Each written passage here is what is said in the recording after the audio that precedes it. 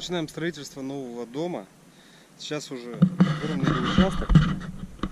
Спланировали его, заказали трактором, выровняли его полностью. Примерно определили место застройки, заказчик. Дальше учли пожарные нормы. То есть мы отступили еще 15 метров от соседнего деревянного дома и учли еще отступ 5 метров от улицы. То есть все по нормативам, все учтено. То есть уже очень четко определили место строительства. То есть вот в этом квадрате будем строить. Уже завезли материалы, точнее завозим. И начинаем наши первые действия по устройству ленточного фундамента. Ну, оставайтесь с нами, и я вам покажу, как в течение 10 дней будет готов полностью ленточный фундамент.